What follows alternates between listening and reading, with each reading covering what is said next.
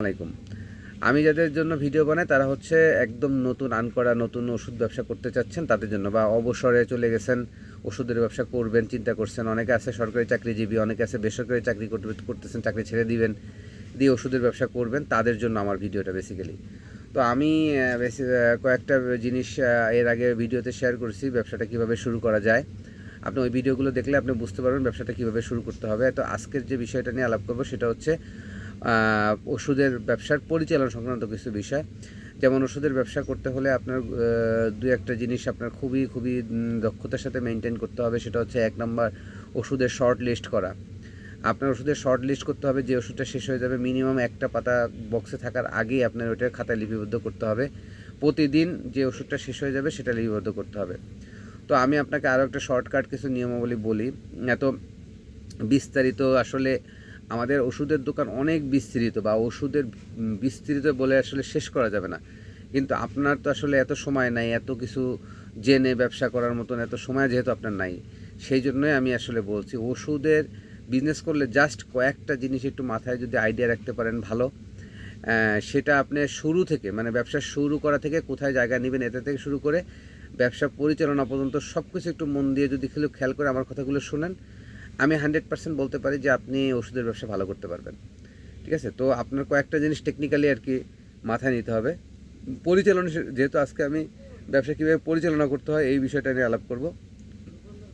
তো সরি, তো আমি বলি, যেটা হচ্ছে আপনি যেহেতু ওষুধের ব্যবসা সম্বন্ধে কিছু জানেন না, একটা কর্মচারী, অভিজ্ঞ কর্মচারী নিয়ে ব্যবসাটা করতেছেন আমি ধরে নিচ্ছি, কারণ আপনি তো যেহেতু জানেন না, তো অভিজ্ঞ একজন কর্মচারী ছাড়া তো আর আপনি দোকান পরিচালনা করতে পারবেন না প্রথম অন্তত।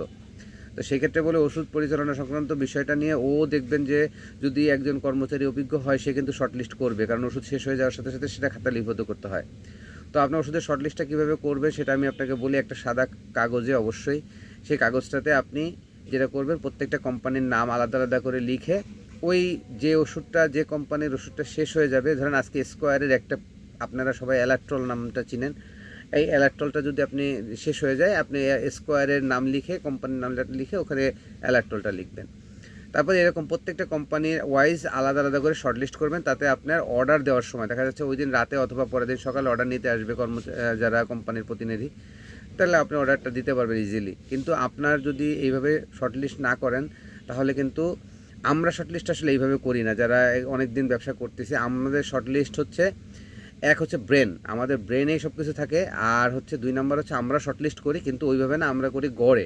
মানে ধরেন প্রথম থেকে শুরু করে একদম খাতা শেষ পর্যন্ত সবাই শর্টলিস্ট করে কোনটা কোন কোম্পানির কোন ওষুধ, এটা তো আমাদের জানাই আছে।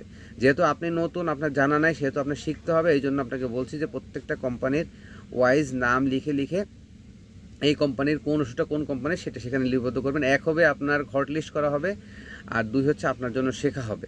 হ্যাঁ, এইটা হচ্ছে একটা গুরুত্বপূর্ণ ইস্যু। আর দোকান পরিষ্কার পরিচ্ছন্নতার দিকে খুবই খুবই নজর দিতে হবে। দোকান প্রতিদিন আপনি পরিষ্কার পরিচ্ছন্নতা রাখতে হবে, এটার দিকে নজর দিতে হবে। এবং দোকানে প্রতিদিন হিসাব নিকাশটা কীভাবে করবেন, দেখেন দোকানে কিন্তু আপনার ওষুধ বিক্রি হবে প্রতিদিন হাজার হাজার, তো আপনি তো খাতায় প্রত্যেকটা জিনিস আজকে বিক্রি হলো, ধরেন একটা বিক্রি হলো 30 টাকা, 20 টাকা, 50 টাকা, এভাবে তো লিখে রাখা সম্ভব না। তো আপনি যেটা করবেন সেটা হচ্ছে ক্যাশে টাকা থাকবে, মানে কাস্টমারদের দিন শেষে যেটা হিসাবটা করবেন সেই হিসাবটা হবে এরকম যে প্রত্যেকটা কোম্পানি, ধরেন আজকে 10টা কোম্পানির প্রোডাক্ট রাখছেন, সেই 10টা কোম্পানি একটা খাতায় উঠাবেন। 10টা কোম্পানির কত টাকার মাল রাখছেন, ধরেন 10,000 টাকার প্রোডাক্ট রাখছেন, আর ধরেন গতকালকের ক্যাশের ব্যালেন্স ছিল কত, গতকালকে ক্যাশ ছিল কত টাকা, বা আজকের ক্যাশ কত, সরি, আজকে 10,000 টাকার প্রোডাক্ট রাখছেন আর আজকে ক্যাশে আছে 10,000, তাহলে 10 আর 10 20,000। আর গতকালকে আপনার ক্লোজিং ব্যালেন্স কত ছিল ওইটা মাইনাস করলে আজকের দিনের সেলটা আপনি পেয়ে যাবেন। তো এইভাবে আপনার সেলের হিসাবটাও রাখতে হবে, কারণ কি, আপনি যদি ব্যবসায় সেলস না হিসাব রাখেন, তাহলে কিন্তু প্রতিদিন আপনার সেলস বাড়তেছে কি কমতেছে আপনি কিন্তু বুঝতে পারতেছেন না। হ্যাঁ, এটা একটা গুরুত্বপূর্ণ জিনিস। যদি আপনি সেলস বাড়তেছে কি কমতেছে এটা যদি না বোঝেন, তাহলে কিন্তু আপনি ডিমোটিভেট হবেন এবং একসময় ভালো লাগবে না, আপনি জানতেও পারতেছেন না আপনার দোকানের সেল কি উপরের দিকে যাচ্ছে না নিচের দিকে যাচ্ছে। তো এটা প্রতিদিনই করতে হবে, একদিনও বাদ দেওয়া যাবে না। আলাদা একটা খাতা রেজিস্টার করে নেবেন, সেই রেজিস্টার খাতা এইভাবে করবেন। আর যদি আরও জানার ইচ্ছা থাকে আমাকে একটু কমেন্টস করে জানালে আমি দেখা যাচ্ছে আপনাদের খাতার পিকচার সহ সব কিছু দিয়ে দিতে পারবো।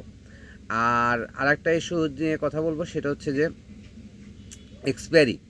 কারণ কি, আপনি নতুন, আপনার অবশ্যই এই জিনিসটা লক্ষ্য রাখতে হবে যে প্রতি বছর শেষে অন্তত প্রতি বছরের ডিসেম্বর মাসে আপনি কোন প্রোডাক্টটা কোন এক্সপায়ারি কতটা হলো এটা আপনার লক্ষ্য রাখতে হবে।